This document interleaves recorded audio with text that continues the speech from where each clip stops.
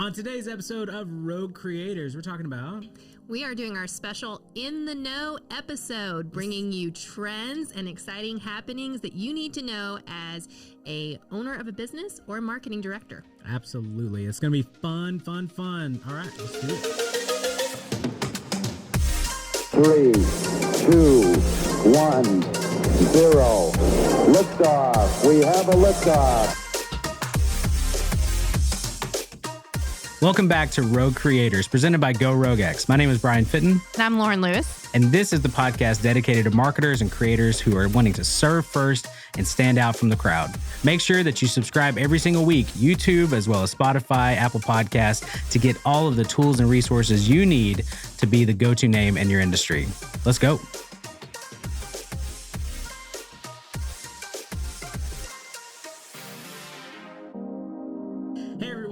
To Rogue Creators. We're so excited to be back in the studio to talk about In the Know. In the Know. Things that you need to be aware of that are happening right now that you might want to get on that trend or you might need to be advised about. Yes, that is true. Yeah, and it's interesting because we have a lot of amazing guests on our show, but this episode usually gets the most engagement that we've seen. Like, people actually follow up with what we're talking about when it comes to just new things that are trending, and usually get a lot of questions. We have a lot of people engage with our regular episodes and even our guests, but these always kind of tend to spur on conversation. Yeah, absolutely. It's really good stuff. And so we will even try to do these a little bit more and keep you guys up to date. And maybe that's a live show. Yeah. I don't know. We should do something like that. Yeah. So there's all kinds of cool things. But before we get into all of that, right, Lauren? Right. We like to start with something fun. We do. Each episode we like to start off with, what are you obsessed with this week? So, Brian, what are you obsessed with? Oh, man. I have a few things. Oh, goodness. Choose one. Choose one. Yeah, that is true. So I talked about the Gorillaz on one of our previous episodes. But the Gorillaz I'm still obsessed with the Gorillaz. I'm like going through their whole, is it discography? Is that right, Jacob? Yeah. Yeah, that's the word. Okay. Yeah, everything that they've ever produced, and it's been actually really cool. But I don't know if you guys know about Room or the Disaster Artist. And Jacob's bleeding into the shower. We can see your face. That's awesome. This is the worst day of my entire life. We're just going to leave that in. It's totally fine. You guys get to see behind the... That's what this show is all about. It is very true. I mean, this is what we do. Poor Jacob leaning over the board there. Yeah. So what so anyway, my obsession has been, The Room. Okay. Have you guys seen that movie from 1998? Or actually 2003? Oh, like man. The horror movie? No, not Room. It's called The Room. Oh. Tommy Wiseau. It's labeled as like the worst film that's ever been made, and now it has like a cult following. Oh, of course. He produced it himself, like funded it himself. He's a pretty terrible actor. And then James Franco and his brother, the other Franco. Okay. Dave Franco. There we go. Thanks, Jacob. Anyway, they made a movie about the making of the worst movie. It's called The Disaster Artist. And it actually got quite a bit of like recognition. And so anyway, it's crazy, this path. This is what happens to me. I watch something and then I go down the Wikipedia paths and all the like follow-up interviews. Great place of accurate information. Anyway, yeah, that's true. But I just, I have this like thing I want to learn. I just want to learn. I like, the Gorillaz. Now I watched like a documentary about them. I listened to several podcast episodes about how they created it and all this stuff. Anyway, all right. It's got to be somebody out there like me. Oh, Taylor's like that. There My you go. husband is very much like that. So yeah. I am not. So what are you obsessed with this week, Lauren? Well, mine's not super exciting, but on a previous episode, one of the rapid fire questions, which if you don't know what we're talking about, is the kind of hidden track at the end of our episodes, where we just ask random questions, was about cereal. And I still hold that cereal kind of sucks. I don't think it's that exciting and everything. Terrible.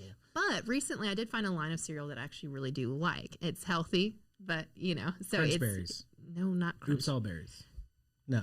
Okay. Why would you name a cereal that? Anyways, no, but Kashi has a line of protein-based cereal, and I've tried the mixed berry, not Oops Berry. Oops All Mixed Berries from Kashi. The peanut butter and the chocolate, and they are awesome, and they actually do keep you full. And so I would totally recommend this cereal. So my follow-up is, I still think cereal sucks, but these are decent. They're still healthy cereal. I don't get excited about it, but I I hate breakfast in general. So I would say that you're not eating the right. I mean, you're eating the right cereal. You need to be eating the wrong cereal to make it worth it. Because I don't want to be like whale sized. So dude, cereal's so good though. It is the worst, but it's like the last like midnight snack. Yeah, that's the worst time to eat like a sugary thing, but it's so good. I mean, my husband, that's like his favorite, like his go-to snack. We have like sugary cereal in the house. It's just it's not for me. It's terrible. Anyway, we had Brad back on the show. He's wanting to do like a whole. Oh yeah, he's really passionate. Cereal review. So is John Allen. He's also talked about cereal on the show. Right. Yeah. Shout out to our Onyx friends over there. Yeah. I'm rocking an Onyx hat. Yeah, today. you were wearing an Onyx. I don't know what hat I'm wearing today. I have like 7 of them out here on the coat hanger. Anyway, so you guys are not here to hear about our hats or anything. No, or cereal. Or cereal. You're here. By the way, let us know what your favorite cereal is. Yeah. I'm going to throw that out there. Sure. But you're here to learn about what the newest trends are, what you need to know for this month. And Lauren, kick us off here. Oh, yeah. You have a great one. Oh, I do. So this is more of a kind of discussion point. It's not like a new trend that's going on, but kind of an example to kind of ask our audience, do you think this was done right? And marketers try really hard, especially with like current events and with holidays, to really like work it with their brand. And so LinkedIn did something that's very interesting, and I'll use interesting as a very giving term. Is for International Women's Day in celebration of Women's History Month. They released several courses for women.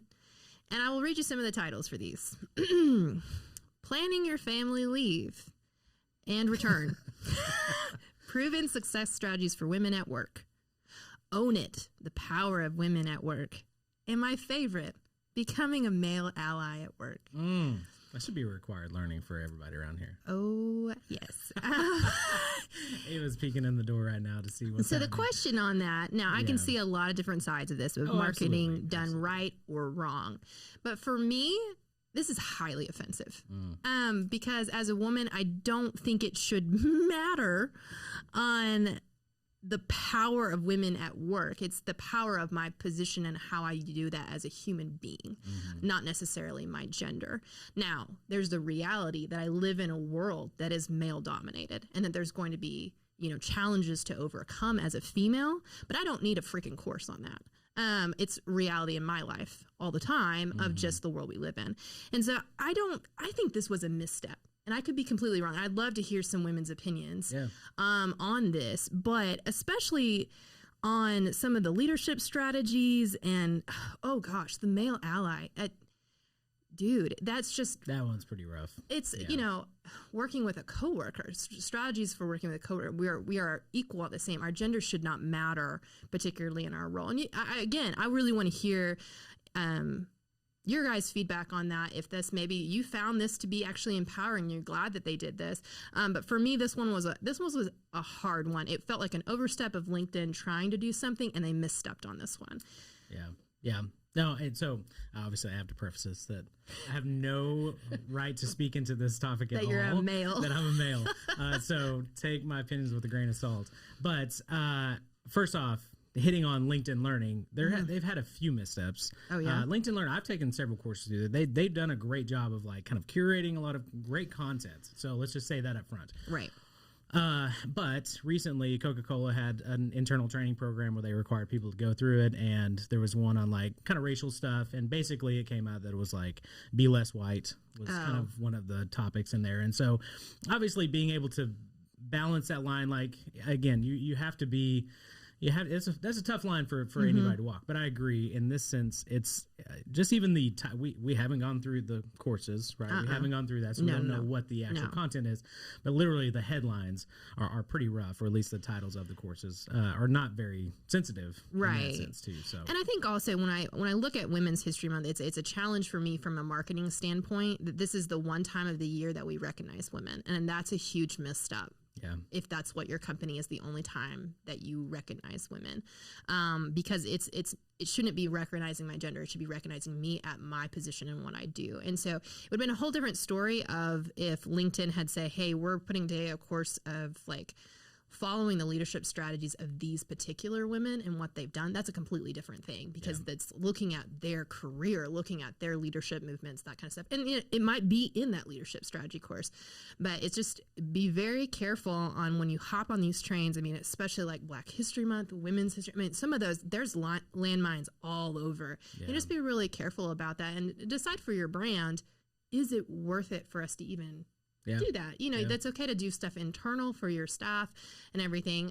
Brian did a great thing where he thanked, you know, myself and Ava, you know, for. I was worried about, like, I'm sitting here thinking, I was like, should I have said anything? No, it was very kind and everything like that.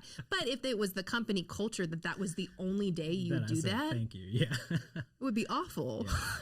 So, anyways, love your guys' feedback on this particular marketing strategy that LinkedIn tried to launch. Yeah. I would love to know too if somebody actually takes one of these courses. Oh, yeah. What it was like, what that experience has been like. But especially becoming a male ally. Man, again, should be required learning around here. He's joking. I'm totally I want to make sure please. it's clear. I'm totally yeah, Abigail, who clips this out, please don't take that. She's like, I'm creating that content around that. But no, there was actually, speaking of LinkedIn, I mean, I've been diving headfirst into LinkedIn and really trying to learn the platform and really finding a community on there of like entrepreneurs and startup people, and one of the pages I follow is like female empowerment in the workplace, just to see, because I want to know the different perspectives. But they posted something today. Literally, it was like a picture of a woman, and it said a female founder, and then female gets crossed out and it just says founder, which is the way it should be. Absolutely. So there's a line of empowering, but also understanding. So I think again might be a misstep for LinkedIn, and who knows? Poor LinkedIn Learning, man. Possibly. They're in the news too much. So I want to talk about something a little bit more fun. Please. So Instagram is now launching live rooms, essentially up to 4 people. So I think this is going to be combating some of the, I guess, anything coming from like Clubhouse. So I know Clubhouse is doing a lot, especially in the engaging space of like we've talked about Clubhouse. Yeah. Love Clubhouse. Again, we're going to need to do our episode with it. We need to actually dive in. I know. I keep saying that it's coming. It's going to happen. I promise. Maybe. I promise. Maybe. But I think this is in competition with Clubhouse, right? And I'm holding out. I really hope Clubhouse does not get acquired by any of the big companies right now. Right. But Instagram is doing, basically you can do a live setup, a room essentially with 4 people. So they tried this with Facebook Messenger, right? Where they tried to do these rooms. And it's still there. Facebook Messenger, even on Facebook. Yeah, I did one and it just didn't, it was fine. So this might be what is with LinkedIn or with Instagram. It might be kind of the same situation. Have you seen anything? They pushed in stories like how to actually do it, the ways to, it's going to be fun and engaging and exciting. I don't think they've really I haven't seen a huge push just yet from my like natural experience with Instagram. And I mean, I'm the same way with like Facebook rooms. It's always asking me, do you want to start a room? And I'm like, no. Please no. But I could see some brands actually utilizing this well.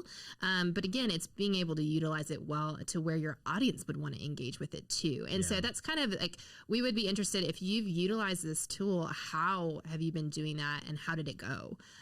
Just because there's so many things that I feel like sometimes Instagram is almost over asserting itself, like trying to do too many new things at once, that the users trying to catch up and learn are also forgetting about some of the other tools. And so, I mean, hey, Reels is still going strong. Reels, and they're putting a lot of traffic into Reels, as well as even now guides. Like they're pulling back a little bit from IGTV. You have to kind of pay attention to the algorithms and whatever they're pushing. As a marketer, you should jump on immediately because they're going to obviously give you a ton of organic traffic right out of the gate. So this is something I think you should jump into, try it out. We're going to. Yeah, absolutely. And then, but I truly believe that until Instagram opens up the live API to where we can actually have software, like with Facebook, we can produce a whole show, and we have before through like StreamYard or OBS or anything else where you can actually go live using a different piece of software than what they have. Like, I don't think their live stuff is going to be as great. And even now with these rooms, it's like you really need to be able to do more with it rather than just sit there with your phone. And I understand they're trying to kind of create this environment, right? Where it's mainly focused on the user, but they keep trying to push other products away from that experience. It's so weird, but anyway, I think it is going to be good. I think it's going to be pretty awesome to see comments and people doing it well. Anytime a new offering comes out, I think it is one of those things that's going to be ideal. So for me, I'm going to be talking about Pinterest Premiere. So that's always the question. Oh, Pinterest. Oh, Pinterest. Pinterest is still around. I actually really love Pinterest. Why are you using that voice? What voice? I don't even understand. As we already talked about Women's History Month and the issues around that, you use a feminine voice to talk about Pinterest. Men can use Pinterest. I really love Pinterest, okay? It's one of my favorites. Perfect. Was that better? Thank you. I love that. Hey, Jacob, make sure on the audio on this, we drop that. Yeah, perfect. As low as you can. I want to grind. You want me to like throw in an extra octave down? Yes, please. Cool. Absolutely. Absolutely. All right. So, Pinterest. I think it's a kind of a forgotten platform. Yeah. And it just keeps chugging along, though. It does, and it's a unique one. I think it is definitely not for every brand. There's no reason for you to utilize it for these particular brands. But if you are in like the e-commerce space, it's an essential. If you've got a particular product, they've really worked on being able for you to buy directly into Pinterest, which is really cool. And I have directly bought out of Pinterest, which is, I see really cool stuff and they do a great job. And so Pinterest Premiere, I have a quote from Pinterest itself. Oh. Wow. Make sure to tag Pinterest. Let them know we're using it. Right. Pinterest Premiere gives you the option to align video and targeting with either a specific demographic or a specific category, combining demographics and interests. These packages are set up to help you drive broader reach and scale for movements like launches, brand events, or even ongoing campaigns. And so if you're in this particular space and you have not tried Pinterest ads, this might be a great time to try this out. They're really pushing this. You might get a lot of traffic. I'm not sure. I'll be honest with you on the cost on Pinterest ads as compared to like Facebook, Instagram, or LinkedIn. But it is a platform that I think is often forgotten unless you are like heavy into the blog sphere or you're in the e-commerce space. Yeah. But I think there are unique ways to utilize it. And there's obviously a very specific, as Brian started, audience on Pinterest. It is primarily women. That is the true. It really started as like, you find a lot of crafting, design, apparel, that kind of stuff. I mean, most women they have a home board and, recipes. I mean, I think about mine. It's got, nursery ideas, all the things. I mean, it is very feminine when I look at it and everything. But I have a motorcycle board. Perfect. There's lots of motorcycles on there, and a fashion one on there too for guys. And ooh, yeah. When was the last time you updated it? My fashion or those subtle digs, man. Not your fashion board. It's been a little bit. I mean, I'm not heavily involved, but I go through my sense. I think some people do that where it's like, oh, Pinterest, oh yeah, and then you go down the rabbit trail. Yeah. It's actually a lot of fun when you start engaging with that. One of the things I hated right out of the gate with Pinterest was you could never just like purchase what you saw. And so that was so frustrating. So they've changed. I love that they moved in that direction because there's so many things that I would have bought instantly. Right. And it's probably good that I couldn't buy it. But even just trying to find how to get to that product was so frustrating. But obviously trying to solve that. And social selling as well. We're going to have Nathan Otwell on to talk about social selling. And a lot of that has to do with taking those barriers away from your customers to be able to actually buy a product from you. So. Right. And originally with Pinterest, I mean, we're talking kind of old school, it was just images. And so now videos entered into that platform. And so it's really engaging. I mean, you really have a space where you can do this very, very well. And so if that's something like you are really in that sphere that would fit that demographic and fit using Pinterest to sell, you need to check it out. It could really help your business. Absolutely. Okay. So my last one is, I'm going to read this just because Ava, the title of it was pretty funny. Online groups are on the rise. Did you know that online groups sometimes help? Did you know that? So there's a specific thing with this. So we have our Facebook group, which you should go totally check out and join. There's lots of conversations. What is it called? It's called Rogue Creators. Oh, yeah. Facebook group. And we'll make sure you get in. But sorry, I thought you were gonna go. Nope. Okay, you're fine. I don't have a comment for you. I'm like triggered. You're like, well, you updated your fashion. You're fine. All the things. No, so with our online Facebook group, it's actually been a lot of fun to really engage with people that I really haven't seen in a long time. Like I invited certain people that I was like, hey, they would probably find some value out of this. And just all the things that people are working on too, which is really cool. That's the point of it. But it's not just necessarily about Facebook groups. Even though Facebook is taking steps to make Facebook groups and the content more public. So whenever you're searching through Google and you're trying to find a topic, I think they're trying to compete a lot with YouTube in that sense of like, how do I do this? And then in a Facebook group, as long as it's public, has that information already available. I think this is why, honestly, that community of people, especially during the pandemic, has been so vital, right? In us making connections. And obviously it's not in-person connections, like nothing beats that. But still being able to make connections with friends and family, Right. Or just people who are in the same categories, like-minded interests, whatever that is. And I think that's why Clubhouse has taken off, because it just fosters this community. And so within all of these groups, obviously, I think it's as weird as it is. I started that Rogue Creators Facebook group like 6 years ago, right? It was my intention to build something out of that, but feeling like we were late to the game, right? Because there are so many groups out there and so much great information. But when you really search for specific things, there's not a lot. Right. If you have a niche community, so I would say jump on the bandwagon now, create these groups, and even even outside of that into different formats like Reddit and different things like that. Like you can really find these communities out there, and if you're a marketer, you can obviously find your audience there as well. Yeah. So, I mean, one of our primary demographics for our show is marketing directors. And so a good question is, how can I utilize these groups? And we've seen some of our clients do a really good job of going into their main demographic. Some of our clients reach out to moms particularly, and so going into these mom groups. And so when they ask for recommendations, they can actually respond as a brand, as a business, to be able to refer their business. And because of that, they've actually gotten a ton of business. Yeah. And some of these groups will do a great job to feature you in a live. You can pay to use some of the space. I mean, there's a lot of opportunity there, and a lot of it you just simply comes from just asking. Yep. And so if you're a marketing director thinking about like, where is my demographic hanging out? And it doesn't necessarily just be in Facebook or LinkedIn. It can be in other spaces too.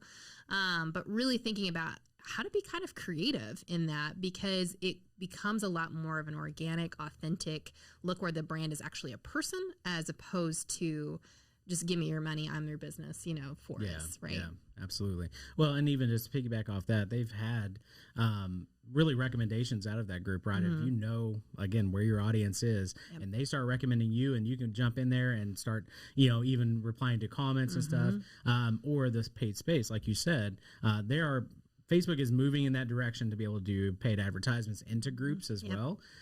But organically, if you have a group, you can really monetize that group pretty well and say, hey, if you want to change the banner for, 24 hours or a week or whatever it is, I can advertise your product to our group for this amount of money. Like as a group owner, like there are a lot of ways to monetize and also serve your community in that way too. Obviously, don't be we've talked about this in the podcast, advertising, like make sure it fits your audience if you're taking money to do a product offering. But yeah, make sure that you line that up. But there's lots and lots of ways. And I know LinkedIn is really trying to get their groups up and running as well. And pay attention to that. Like I said, if the platforms are saying, hey, this is important to us, like literally on your phone, there is a groups button now down at the bottom. Yeah. Like you can hit that and go into tons and tons of groups. Make sure you pay attention to that. Right. And Facebook particularly, they are doing heavy ads on Facebook groups. If you're watching any streaming that has commercials in it, Facebook ad has bought a ton of ad space recently about Facebook groups. And they're funny. And they're looking for niche groups is what they're really trying to go after. So that's just a sign to you, like, hey, pay attention to what Facebook's trying to push right now, and don't dismiss groups. Yeah, absolutely. We need to have some. I know we had Lindy on. She did a phenomenal job of that episode is fantastic. Yeah. If you want some ideas for content and how to manage a group well, go back for Lindy Foltz. Her episode is just amazing. I think it's called How to Run a Killer Facebook Group. Yeah. Yeah. Nick Goodner as well with Creative Church. Oh, he had another great one as example. well. We need to update that too, because I know there's a lot of changes coming. Yep. But those are fantastic episodes. If you guys want to go back, we'll link those in the show notes as well. But yeah, I'm really excited about. Yeah, we talked about some hard stuff today. Right? We did, Lauren and had we'd love some- your feedback. Lauren had some strong opinions about things, which is good. I do. Get you out of your cage sometimes. Let her loose. This is awesome. Oh my gosh. I do not work in a cage. That was a Gorillaz quote, by the way, for Clint Eastwood, the song Clint Eastwood. Oh. It's like, starts off like, he's like, finally someone let me out of my cage. I can rap for you guys if I need to. No. I've listened to too much Gorillaz. Let's end it here. Oh, okay. That'll be another episode we'll do. But thank you guys so much for tuning in. We really do appreciate it. Stick around for Rapid Fire, our hidden track at the end. Make sure that you guys go check out everything over at GoRogueX.com/podcast or RogueCreators.club. Oh. That'll also redirect there. Oh. Or go to our Facebook group and join and interact with us there, particularly about this episode. We would have so much excitement to get your comments and questions. We would. Oh, that's a great idea, Lauren. Yeah, thank you. That's why you always need a co-host. That's why they let me out of my cage. Oh gosh, there's so many things I can never live down. But anyway, thank you guys so much. And until next time, we'll see you then. Thanks.